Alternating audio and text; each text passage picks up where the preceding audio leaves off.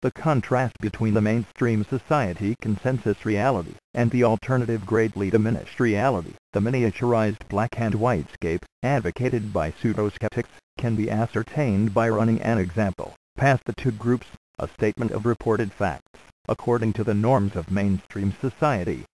Short news item here, one of hundreds currently being collated, at a research website, about a matter most of us forgivably put in the THB, the too hard basket. Psychic detectives, senior police officers confirm there are some psychics who have exceptional psychic gifts. Kurt Hameline, Assistant District Attorney of Oneida County, stated words to the effect that using gifted psychics was critical in providing physical evidence to catch murderers in a particular case. Gifted psychic and medium Phil Jordan gave the police critical information, some 15 most relevant facts, which led to the arrest and conviction of 3 murderers now serving 100 years in prison each. Sheriff Bill Hazenayer, of Oneida County Sheriff's Office, stated in his own words, "I accept the psychic's role in helping with murder cases, and I will call them again, because they get results. I am now a great believer in psychics helping the police." Sergeant Linton Clark of Oneida Sheriff's Office said, in his own words, "Yes, I completely agree about the use of psychics in solving murders. This is one of hundreds of crime cases solved with the help of psychics, and by the consensus reality standard of our modern Western society, the above case report is a statement of fact." Thus most people of average disposition would not question the report at all, particularly as all the report participants are named, still alive and contactable, and we know these people only make such public statements when there is complete and indisputable documentation, from beginning to end, to back up the legal position and reasoning as to why 3 murderers were jailed for 100 years each.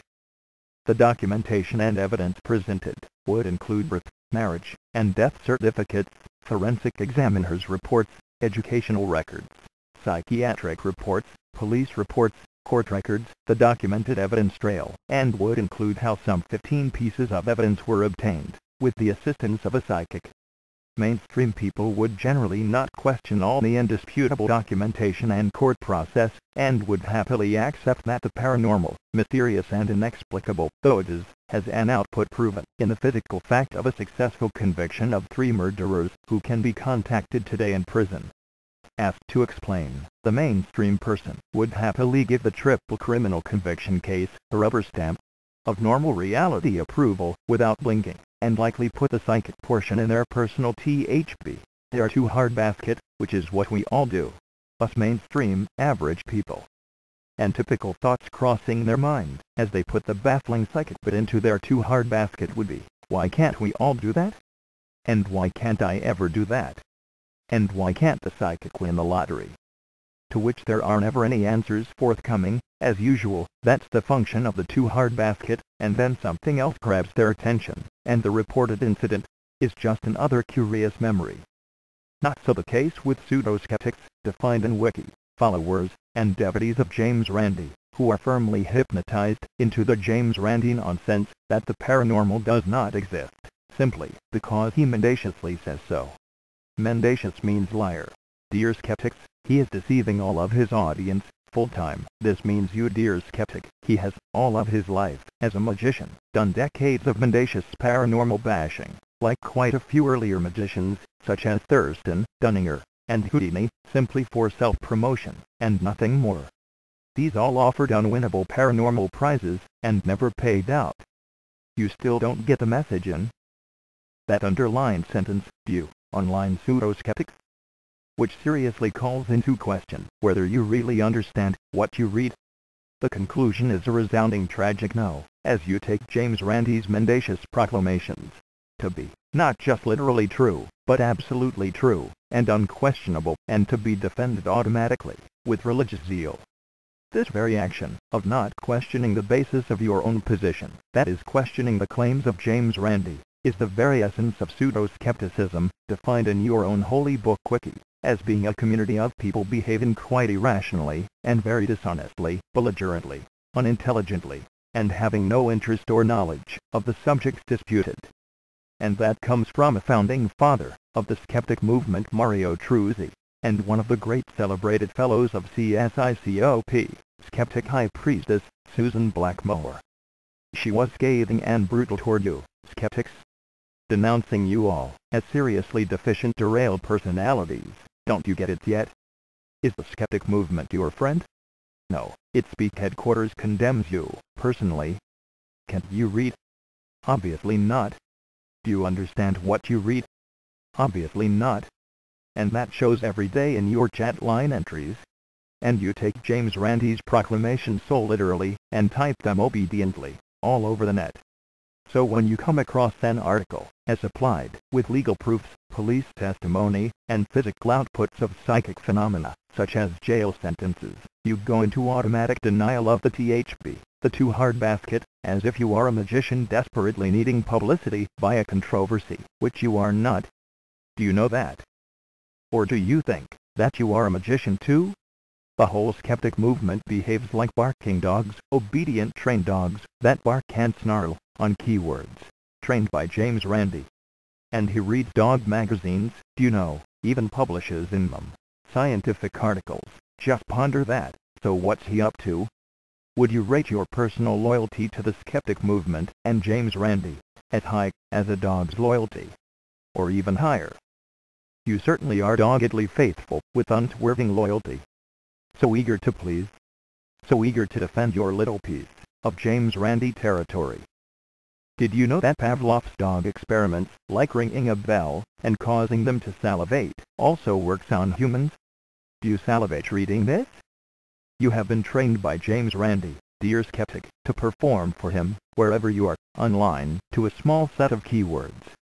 And you do it so well, howling, and growling, and defending on command. You are just too obedient, for your own good, dear skeptics. Maybe you should read dog magazines like James Randi. A salivatory salute. I just piddled here. You can't let that go unchallenged now, can you? Video coming.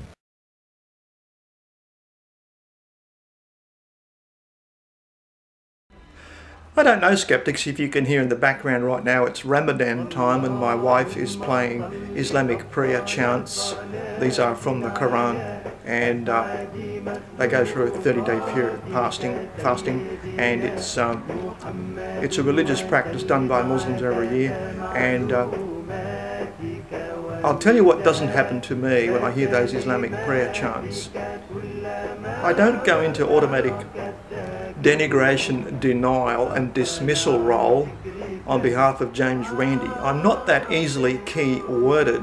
I don't start denouncing religions and the too hard basket just because I hear the word Islam, okay? So I caught you there, didn't I? I know what went through your mind as soon as you heard the word Islam. Attack! James Randi says attack all religions. We're all atheists, aren't we? We're all scientists, right? So you really fell in there, didn't you? Gotcha.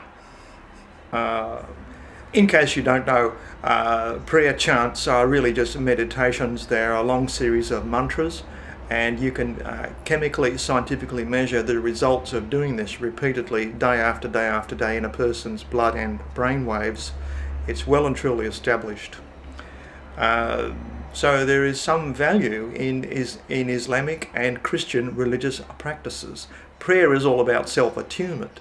Now, you don't want to know about that because it's all in that terrible too hard basket, which you have agreed to bark at very loudly every time you hear about it, to pretend that it's not there and growl if someone brings it to your attention, okay? So, well, you subscribe to James Randi.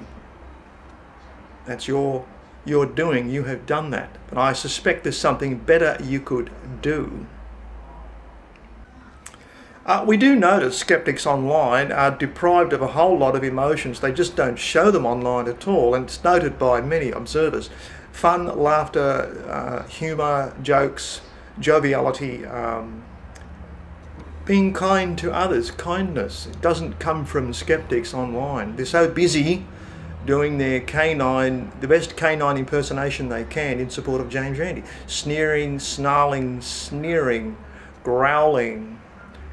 Can I suggest you might actually do better to unsubscribe from James Randi and subscribe to a dog or a cat. Get some pet that adores you. Doesn't take long. You feed a dog 3 times and he adopts you as a parent. It's a very powerful thing. It works on deprived people such as prisoners, marginalised, very much they are, and it's been discovered by psychologists that if you get cruel, damaged criminal people serving long jail sentences, you give them a pet to look after, they suddenly start to experience emotions they never thought they had. It actually causes them to emotionally flower and soften, and their connections to other people improves. That's why they have been inadequate in their connections to other people, their relationships, their social skills have been severely lacking because they never had an adoring dog or a cat to look after and to be adored by such a creature.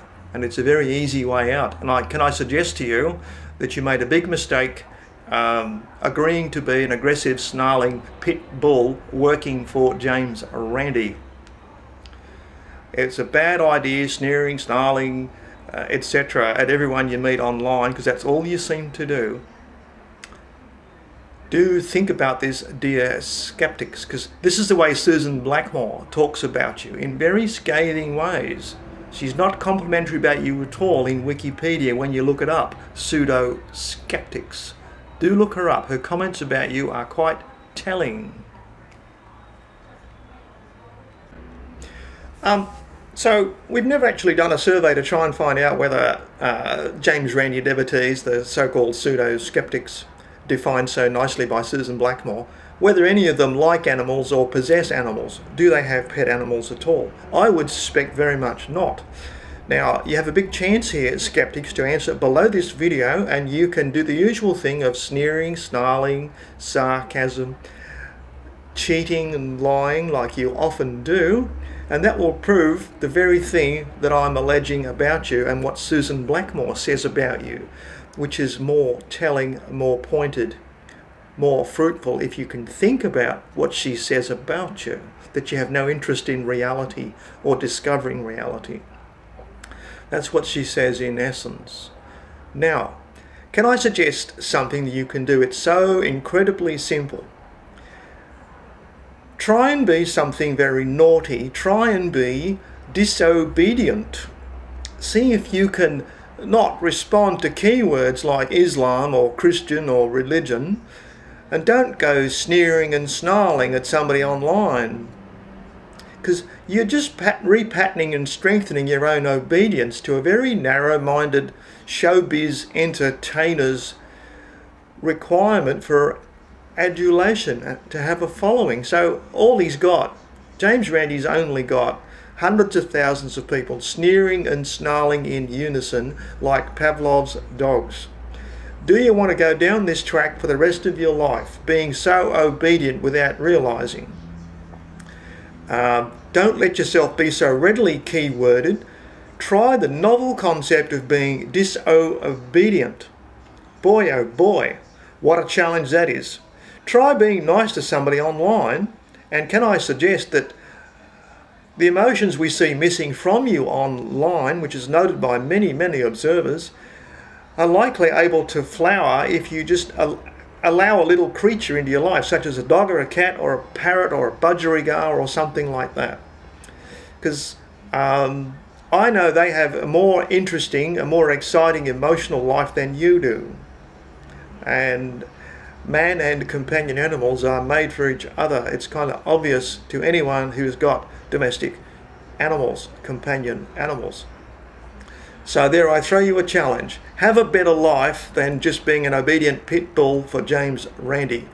Dare to be disobedient and let something love you. I'd better leave you now, eh?